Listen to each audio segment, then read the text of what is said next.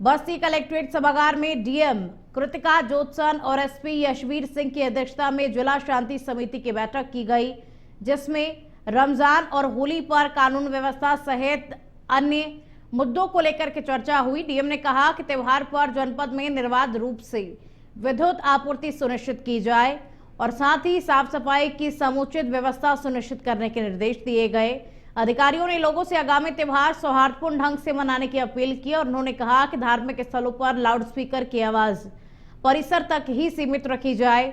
वहीं अराजक तत्वों को चेतावनी देते हुए हुड़दंग करने वालों के खिलाफ कड़ी कार्रवाई की जाएगी, ये बात कही गई।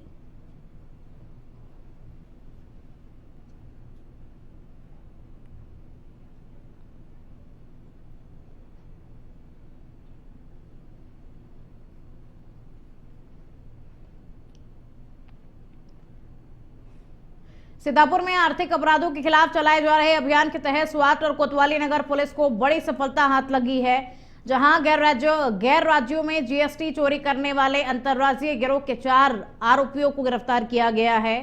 आरोपियों के पास से पुलिस ने करीब 2,30,000 रुपए, 8 मोबाइल, 23 सिम कार्ड समेत कई महत्वपूर्ण दस्तावेज बरामद किए हैं।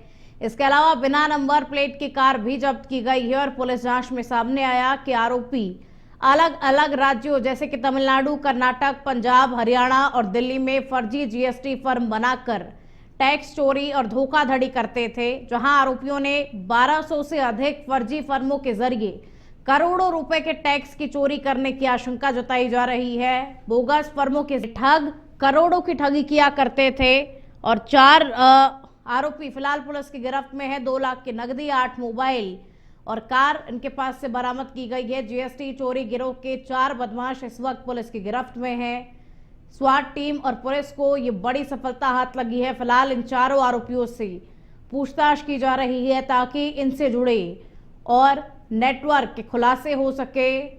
तो बोगस फर्मों के जरिए ये ठग करोड़ों रुपए की ठगी किया करते थे। इनके पास से 2 लाख की नकदी, 8 मोबाइल फोन और कार को भी बरामद किया गया है।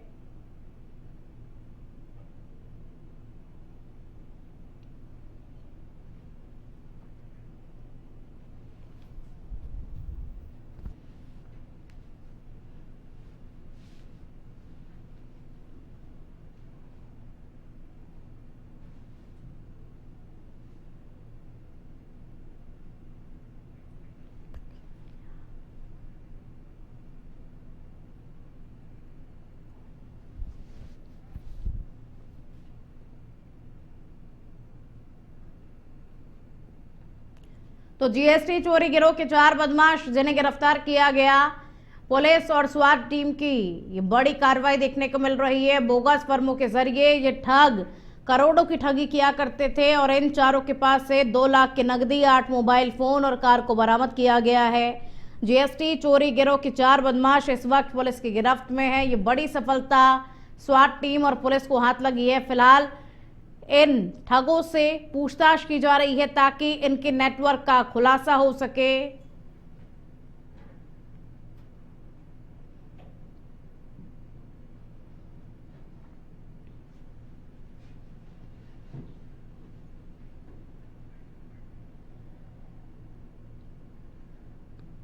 जैसे कि आप जानते हैं 230/25 ये कोतवाली नगर में जीएसटी विभाग द्वारा एक मुकदमा लिखा गया था, जिसमें 5 करोड़ 88 लाख की जीएसटी चोरी की बात सामने आई थी। इसमें लखनऊ हेडक्वार्टर में एक जीएसटी गठित की गई, मतलब एसआईटी गठित की गई थी, जिसमें पूरे हमारे राज्य में ऐसे सारे जीएसटी के जो मुकदमे है इसकी समीक्षा की जा रही थी। इसी के अनुपालन में हमारे आईजी सर और हमारे एसपी अंकुर अग्रवाल सर के द्वारा हमें समय के अनुसार जो दिशा निर्देश गए, इसी के अनुपालन में कल हमारी टीम को, मतलब थाना कोतवाली नगर, साथ में हमारी एसओजी सर्विलांस टीम, इनको बड़ी कामयाबी हासिल लगी, क्योंकि हमारे यहाँ पे जो मुकदमा रजिस्टर्ड है, इसका जो पूरा गिरोह था जिसने ये पीएस ट्रेडर नाम से एक फर्जी फर्म बनाई थी, वो हमारे हाथ में लगा। इसमें कुल 4 अभियुक्तों की। मिर्जापुर के पॉपुलर अस्पताल को सीज करने का नोटिस जारी किया गया है। अस्पताल पर लगे आरोपों की जांच में अनियमितताएं सामने आने के बाद में ये कार्रवाई की जा रही है। होली के बाद सीलिंग की प्रक्रिया शुरू होगी, जिसको मद्देनजर रखते हुए मरीजों को दूसरी जगह पर स्थानांतरित करने के निर्देश दे दिए गए हैं। और आपको बता दें कि अपर मुख्य चिकित्सा अधिकारी डॉक्टर अवधेश कुमार की संयुक्त टीम ने अस्पताल में जांच की थी, जिसके बाद में टीम ने अपनी रिपोर्ट जिला अधिकारी को सौंपी, जहां जांच रिपोर्ट के अनुसार अस्पताल का नवीनीकरण नियमानुसार नहीं पाया गया और साथ ही अस्पताल में मानकों का उल्लंघन करते हुए अवैध रूप से अल्ट्रासाउंड सेंटर भी संचालित किया जा रहा था और मरीजों की जिंदगी के साथ में खिलवाड़ किया जा रहा था। बिना रजिस्ट्रेशन के ही अल्ट्रासाउंड सेंटर संचालित किया जा रहा था। मिर्जापुर का पॉपुलर अस्पताल जो कि अब सीज होगा, होली के बाद में हॉस्पिटल को सीज करने की प्रक्रिया जो होगी उसे चालू कर दिया जाएगा। जांच में कई अनियमितताएं मिली, जिसके बाद में इस कार्रवाई को अंजाम दिया गया। हालांकि देखिए, मरीजों को दूसरी जगह पर शिफ्ट करने का आदेश जारी कर दिया गया है और ये कहा गया है कि जो मरीज है उन्हें तुरंत दूसरी जगह पर शिफ्ट कर दिया जाए ताकि मरीजों के स्वास्थ्य के साथ में कोई खिलवाड़ ना हो सके।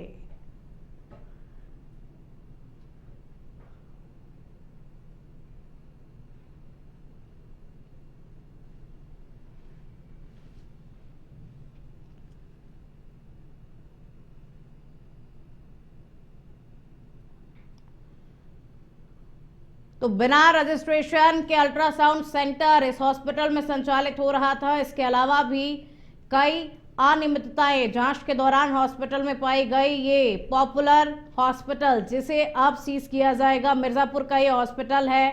इस हॉस्पिटल के अंदर मरीजों की जिंदगी के साथ में खिलवाड़ होता है। जांच में कई अनियमितताएं मिली। बिना एनओसी के ही डायग्नोस्टिक सेंटर भी चल रहा था और मरीजों की जिंदगी के साथ में खिलवाड़ किया जा रहा है।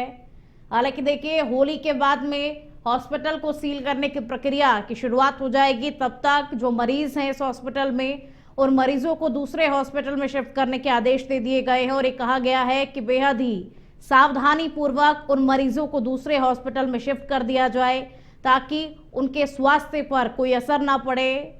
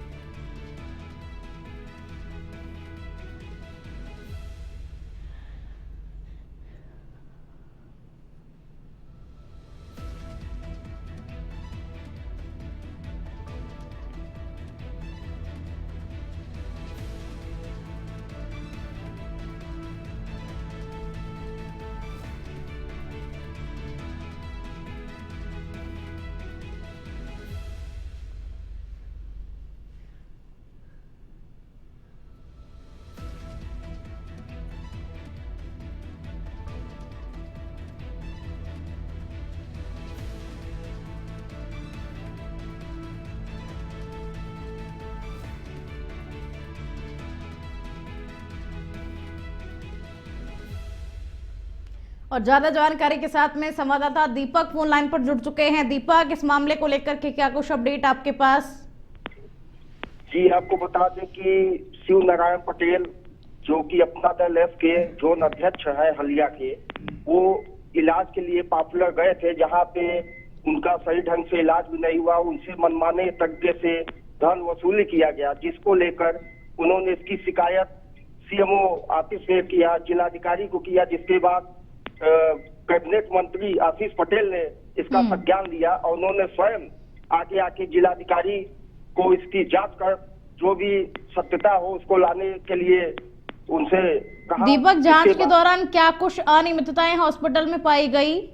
जांच के बाद इनकी काफी कमियां सामने आई है, जो कि सीएमओ ऑफिस से जांच में पाया गया। इनकी काफी कमी पाई गई है कई चीजों में, जिसको लेके इनको नोटिस भी जारी हुआ है और नोटिस के माध्यम से इनको अवगत कराया गया है कि 5 दिनों के अंदर आप अपने हॉस्पिटल के मरीजों को अन्य जगह उनको कहीं शिफ्ट करें और उसके बाद सीज करने की कार्रवाई का। दीपक, जिन मरीजों को दूसरे हॉस्पिटल में शिफ्ट करना है उनके लिए किस तरीके की व्यवस्थाएं हैं? किस हॉस्पिटल में उन्हें शिफ्ट किया जाएगा? ताकि उनके स्वास्थ्य को कोई परेशानी ना हो? बड़ी संस्था है इनका बनारस में भी, और सबसे बड़ी बात है ये कौशिक जो है वो काफी प्रभावशाली है, काफी बड़े बड़े लोगों से इनका नेटवर्क है, जिसके वजह से आए दिन इनके ऊपर आरोप तो लगता है पर इनके ऊपर कुछ कार्रवाई नहीं होती। पर इस बार मामला यहाँ दूसरा हो गया है और सख्त हिदायत सीएमओ ऑफिस से इनको जो लेटर जारी हुआ है उसमें इनको साफ तौर से कहा गया है कि आपके हॉस्पिटल को सीज किया जाएगा। दीपक, किसी अधिकारी की कोई संलिप्तता इस मामले में? तो संलिप्तता अभी सामने नहीं आई है, ये जांच का विषय है। स्वयं जिलाधिकारी ने सीएमओ को आदेश किया कि जो भी चीजें हैं उसको एकदम सामने एकदम स्पष्ट किया जाए, जिसके बाद हड़कंप मचा हुआ है। पापला हॉस्पिटल के जो भी डॉक्टर है, जो भी वहाँ के स्टाफ है, सभी में एक भय का माहौल देखने को मिल रहा है। दीपक, ये जो पूरा खेल चल रहा है, आखिर ये खेल कब से चल रहा था? मरीजों की जिंदगी के साथ में खिलवाड़ किया जा रहा है, रजिस्ट्रेशन नहीं है फिर भी अल्ट्रासाउंड की मशीनें वहां पर चल रही है कि स्वयं अपना लैब जिसके की कैबिनेट मंत्री यहाँ पे हैं, स्वयं दो मंत्री हैं, उसके बाद उनके कार्यकर्ताओं के साथ मतलब ऐसा, तो आप सोचिए आम पब्लिक के साथ ये लोग क्या व्यवहार करते होंगे। बिल्कुल। होली के कितने दिन बाद में हॉस्पिटल को सीज करने की प्रक्रिया इसकी शुरुआत हो जाएगी? 5 दिनों का इन्होंने अल्टीमेटम दिया है, 4 के बाद मतलब होली के एक दूसरे दिन ये कार्रवाई होने का वो है। जहाँ तक चलिए, ये देखने का विषय होगा कि इस मामले में कब तक कार्रवाई होती है, ताकि मरीजों को भी थोड़ी राहत मिल सके और बेहद ही सावधानी पूर्वक मरीजों को दूसरे हॉस्पिटल में शिफ्ट किया जाए। पल पल का अपडेट आपसे लेते रहेंगे दीपक। बहरहाल 2,09,753 लोग निःशुल्क उज्ज्वला गैस योजना के लाभार्थी है।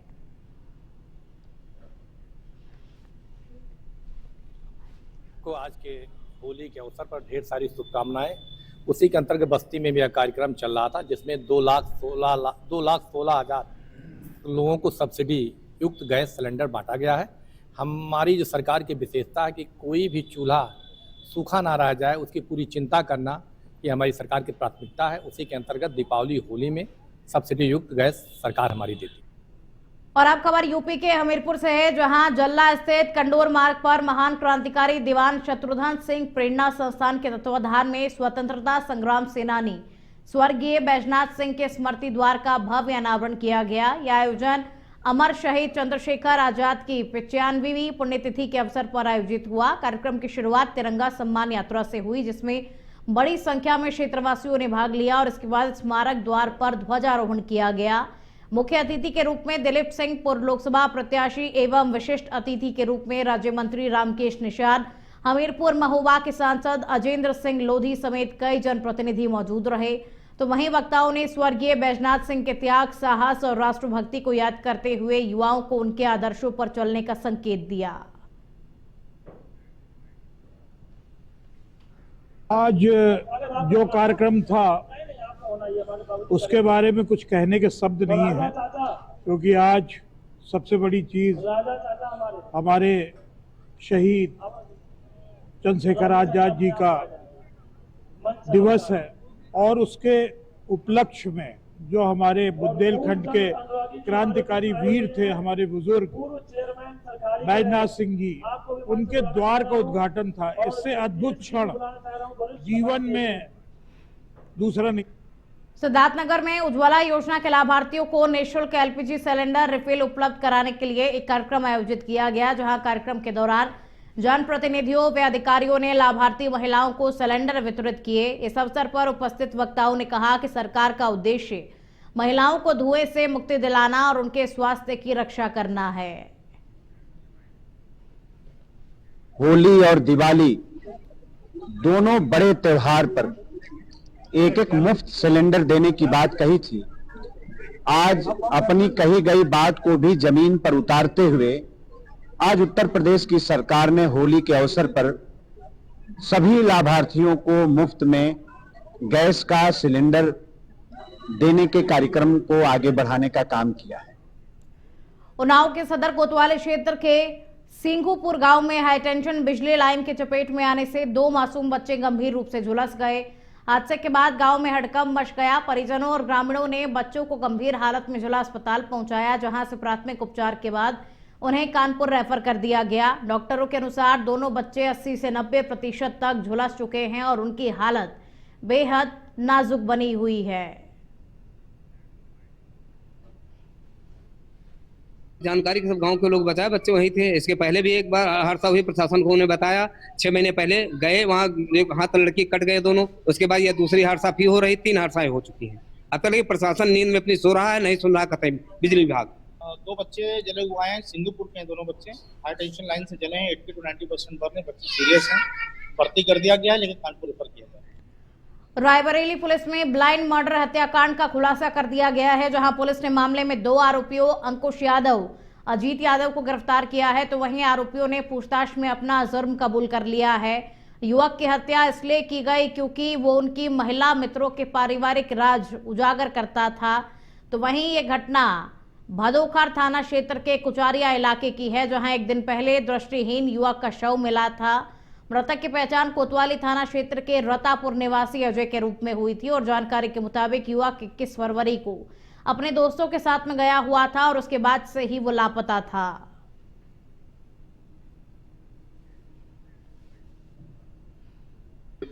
गुमशुदगी हुई थी, उसके एक दिन पहले 21 तारीख को इनके साथ खाया पिया था। उसके बाद नहर किनारे ले जाके रॉड से इसके सर पे वार करके इसकी हत्या कर दी थी और फिर बॉडी को वहीं पर फेंक कर वहां से चले गए थे। उसी के संबंध में जब डेड बॉडी मिली और तहकीकात की गई तो ये चीजें प्रकरण सामने में आया है। इनकी हत्या का मुख्य कारण इनका जब इनसे पूछताछ की गई, मोटिव इनके जानकारी की गई, तो ये प्रकरण संज्ञान में आया कि मृतक ने गौरव और अंकुश के अपने अपने महिला मित्रों के बारे में एक परिवार में भी बताया था और उसके अलावा इनकी आपस में मनमुटाव, जो इन्होंने बोला कि मनमुटाव कराया था, इसलिए इन्होंने रंजिशन मृतक की। खबरों में आगे बढ़ेंगे। अब खबर यूपी के लखीमपुर खीरी से है, जहां खीरी टाउन के मोहल्ला जोशी टोला में पुलिस ने एक मकान पर छापेमारी कर 2 प्रतिबंधित पशु बरामद किए। ये कार्रवाई गुप्त सूचना के आधार पर की गई, जिसके बाद पुलिस ने 3 लोगों को हिरासत में लिया है। पुलिस ने मौके से मांस काटने के औजार, छुरी, बाट और तराजू भी बरामद किए हैं। तो वहीं पुलिस ने आरोपियों के खिलाफ पशु क्रूरता अधिनियम के तहत मुकदमा दर्ज कर जेल भेज दिया है।